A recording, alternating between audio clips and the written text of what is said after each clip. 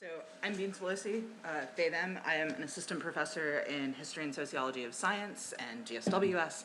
And I am a professional trans person, both in self and the work that I do. I work on the history of sex classification, but I also do work in trans history and trans studies. And is this not working?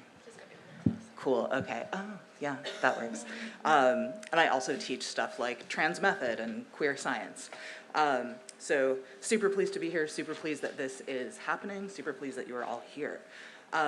So our first panel is gonna, feature two excellent scholars talking about their pedagogical practices. I'm going to introduce Ava and Kat one at a time. They will each do their thing. We'll have some time for discussion among the panelists, and then we'll open it up for questions, thoughts, and discussion. So let's kick it off. Really pleased to introduce Ava Kim, who is the 2022-2023 Chancellor's Postdoctoral Research Associate in Transgender Studies at the University of Illinois, Urbana-Champaign. In July of 2023, she will begin an appointment as Assistant Professor of Gender, Sexuality, and Women's Studies at the University of California, Davis. Congrats. Thanks. Amazing. Ava completed her PhD in English here at the University of Pennsylvania and her BA in Creative Writing at Macalester College. Her work can be found in the journal American Studies and is also forthcoming in TSQ. Ava is also a co-founder and co-coordinator of the Transliteracy Project. She previously served as the graduate coordinator of the Mellon Mays Fellowship Program at Bryn Mawr College, co-coordinator of the Gender and Sexuality Studies Reading Group, co-director of the Queer Urgencies Conference, and SAS.gov, that's School of Arts and Sciences Government representative. Her previous work experience includes managing national funds for supportive housing at Community Solutions and as an API People's Solidarity organizer at the Committee Against Anti-Asian Violence in New York City. So thank you so much for sharing all of this expertise with us. Really happy that you could be here. Thanks. Thanks, Beans, for that introduction. I think that's an old intro. I meant to nix out the second paragraph. No, it's just so long. Thank you for, yeah, that's an old one. Hi, everyone. Thank you for being here. It's so nice to be back. I'm really happy to be back in Philly and be back in this space. So thanks, Maria and Riley, for organizing, and Melissa and Gwendolyn for bringing us together. I'm really excited to hear what people have to say about trans pedagogy. I feel like we started some of these events a long time ago, and it was like 5 people in a dark room somewhere, kind of just talking about how hard it was to be trans in classrooms, and it's just really expanded a lot, so it's nice.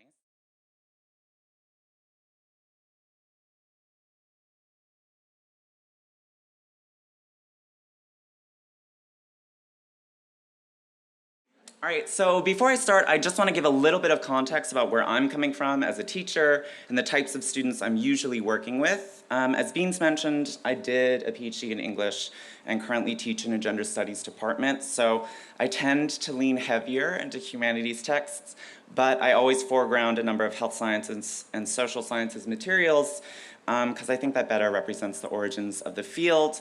I'm mostly going to talk about my trans studies teaching just because this is like a largely trans audience, and so I don't always get that opportunity, so I'm gonna focus on case studies from my trans studies courses, but generally speaking, these are things I circulate in like English courses and gender and women's studies courses too.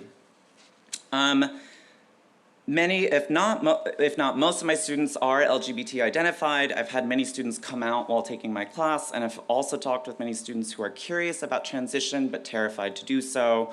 On the other hand, I've recently had a lot more students who also transitioned really early in their lives and are really familiar with navigating resources and institutions for transition-related changes. So I'm thinking a lot about that disparity too, and trying to invite a sort of embodied knowledge and experience and validate it while also emphasizing that, everyone is being pushed to really expand their views outside of themselves and understand how they might defamiliarize actually a lot of the narratives that they've taken for granted. So for today, I'm going to share one particular case study I teach in detail on the Trans Memory Archive, which some of you may be familiar with. Zoom out to the organization of a trans studies course I recently taught and explain a couple more case studies based on how much time we have left. Some of this is taken from my own research on trans politics and culture in Southeast Asia and the Southern Cone, but I'm also including several others that I think give students a good opportunity to explore other common trans debates. By now, I don't know where to put this. By now, everyone has probably heard the statistic. In the first 3 months of 2023, over 400 anti-trans bills have been introduced in state legislatures across the country. This has had a hugely negative impact on students and educators alike, and it eats up a lot of our time and energy. While I think it's important to teach our students how laws capitalize on or strengthen national and racist ideologies, I also want them to remember that these laws are not fully determinant of our lives. There's a quote I love from Derricka Purnell in an interview with Keonga Taylor from the book Becoming Abolitionists, and I think it really helps capture some of that tension. Okay, I know it's long, but I think it's worth it. When the Muslim ban happened in 2017, donations to the ACLU exploded. Legal organizations became the vanguard for how to resist white supremacy.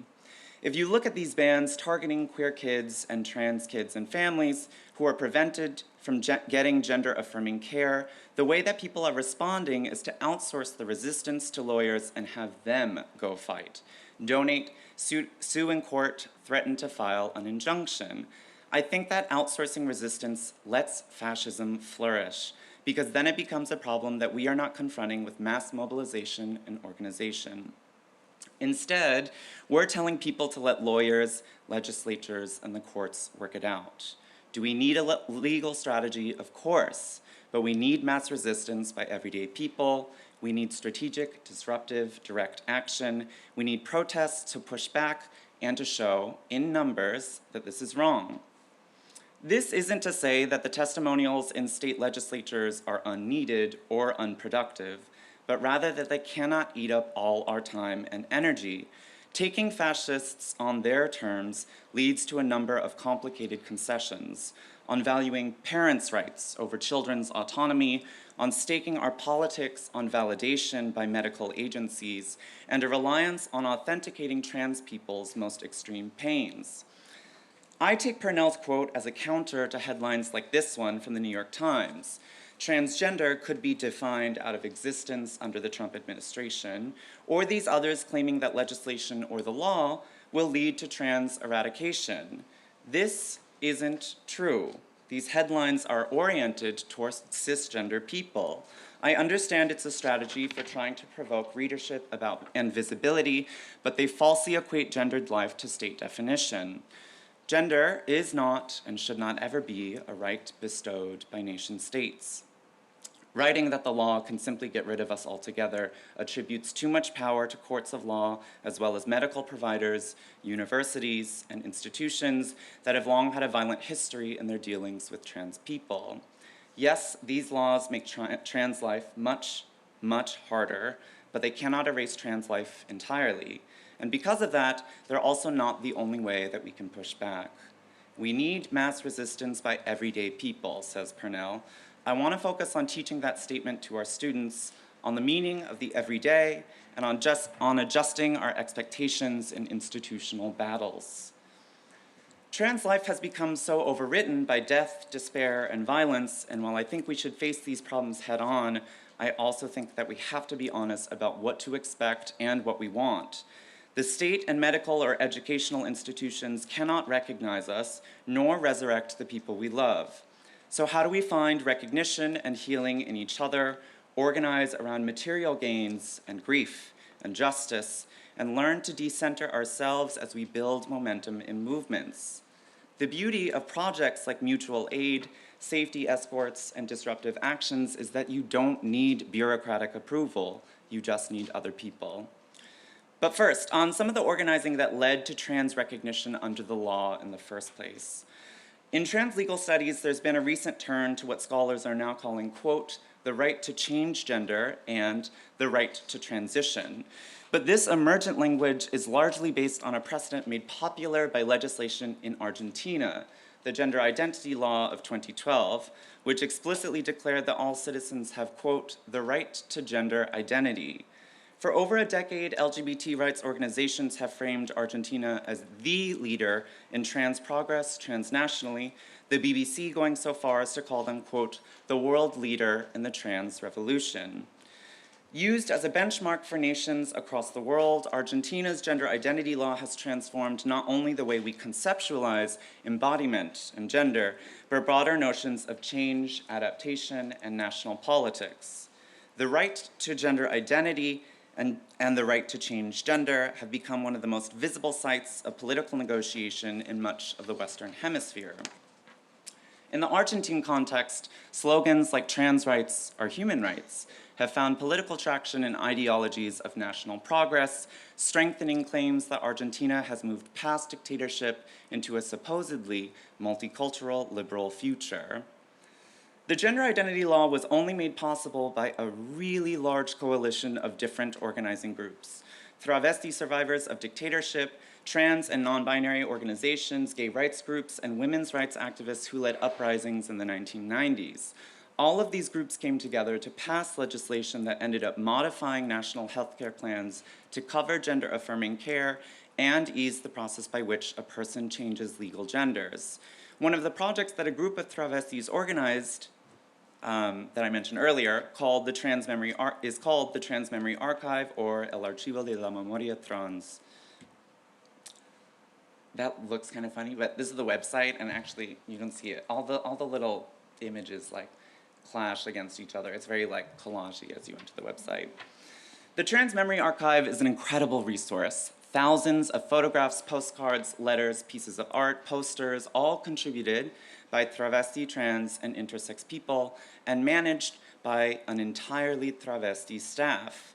The TMA has digitized some of their collection and curated it online, making it an accessible resource that I've taught at various levels. So if you go online, photographs are organized into particular collections like sex work, portraits, birthdays, activism.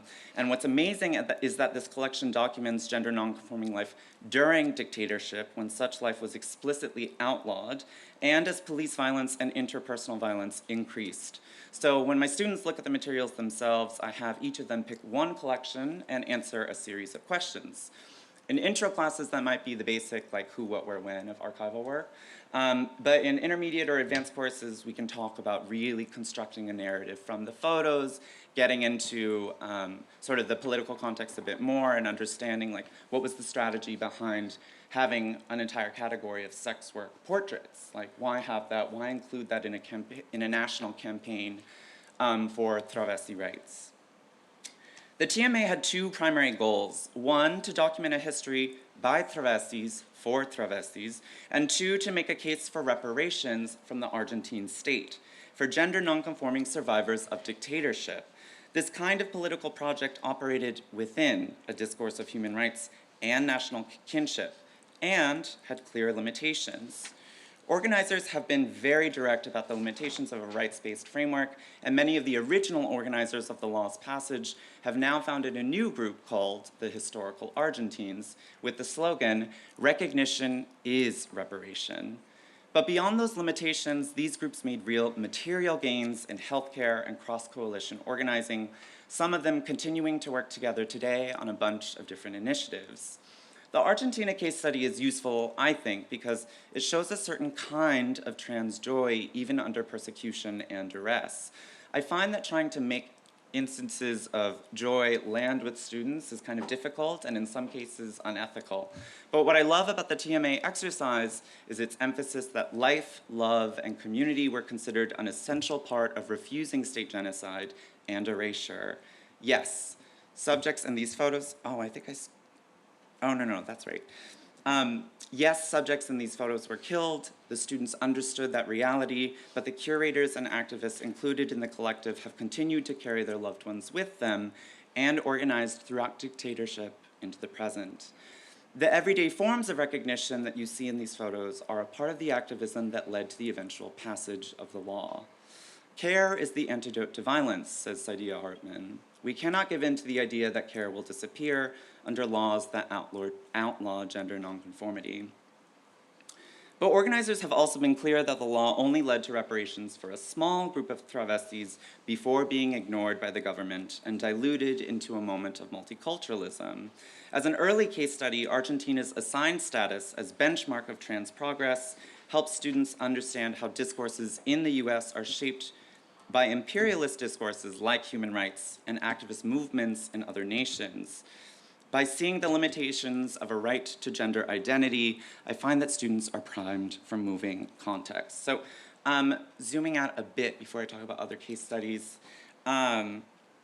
here is just kind of like a brief explanation of a course that I co-taught, co-designed with Professor Davey Niddle at University of Delaware, also in the room, and have kind of shifted across different locations. But it's based on scale, and the idea here is that if we start with a lot of trans studies things about the body and embodied experience, that it'll invite more gender nonconforming students into the room to really think about their experiences as an analytic, but really push them pretty quickly to decenter the US, decenter themselves, and move into other contexts really quickly. I'm giving the TMA as an example because that one usually comes pretty early and students kind of understand. Most of my students, regardless of where they're from, have heard of a sort of human rights framework, right? And so it just kind of transports a little more easily at the beginning.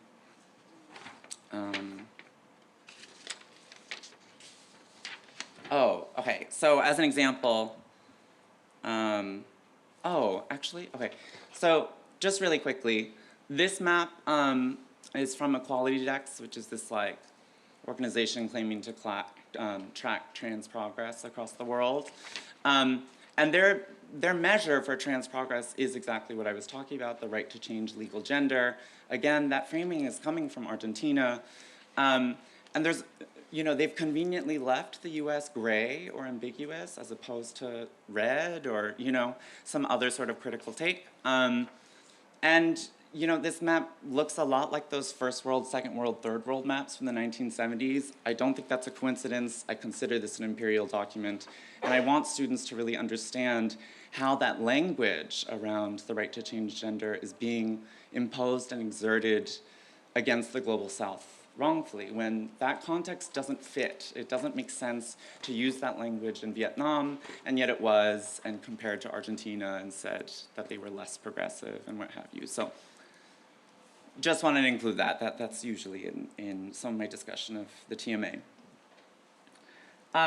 Just some more on that scale. I opened the second week with Professor C. Riley Snorton's A New Hope, The Psychic Life of Passing, along with Kim Awkward-Rich's Transfeminism, or How to Read Like a Depressed Transsexual. Again, this is sort of like trying to start with that embodied experience. These are two really, really different takes, actually, on misrecognition. And what that affords you, and responses to Sandy Stone. So I think my goal here is to really move, again, away from this feeling of despair, and away from just seeing misrecognition as sort of shutting one down, and instead as an opportunity for analyzing the world around you, and encourage that sort of movement, and then decenter the US pretty quickly from there.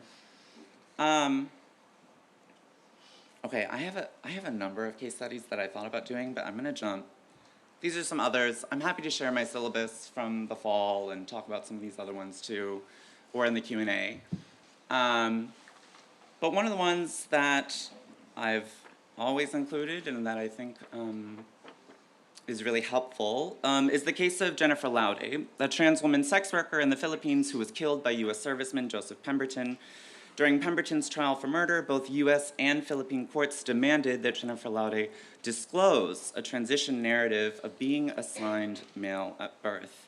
That might seem like an organic narration, but in reality, Philippine genders like Bakla, Babaylan, and the adoption of transgender do not place an emphasis on gender at birth.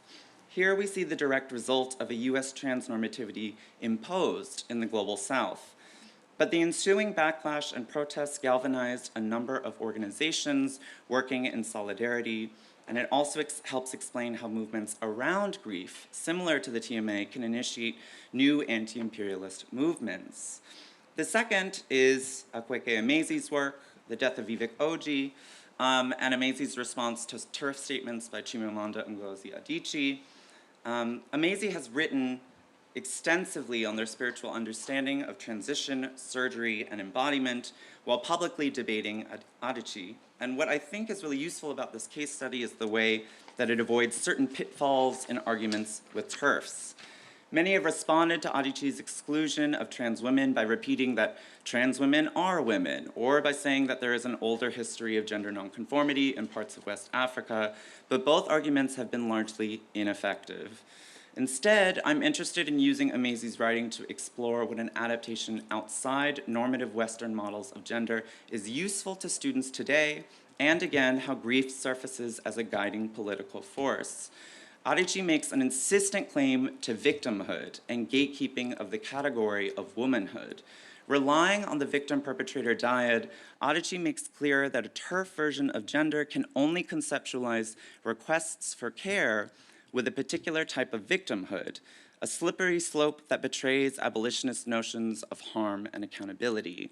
Again, we see a legal discourse extended into the social, giving us another opportunity for realignments of activism. Both of these case studies aim to push against the general tendency to objectify Black and brown trans people.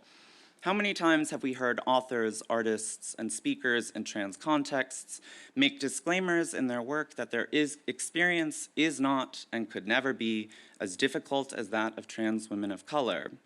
The practice has become so widespread as to become obligatory. But while this kind of fetishization seemingly combats the problem of invisibility, it instead reifies trans of color objecthood, articulation solely through death, abjection, and unmanageability.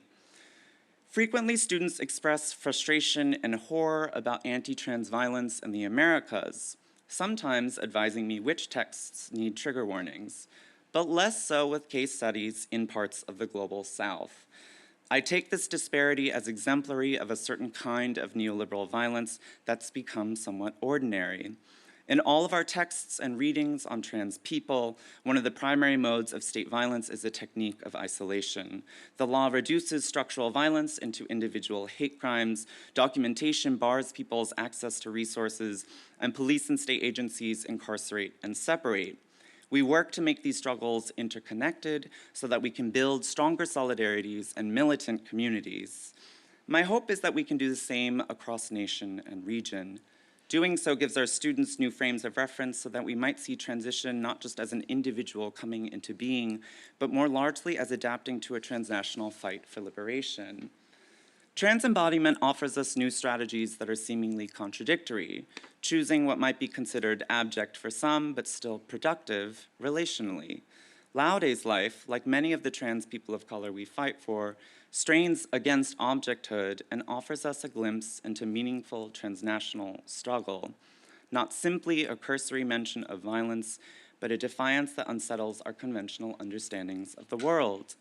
For me, teaching new kinds of trans being opens up these possibilities, revealing operations of violence and finding power in our own forms of recognition. Thanks.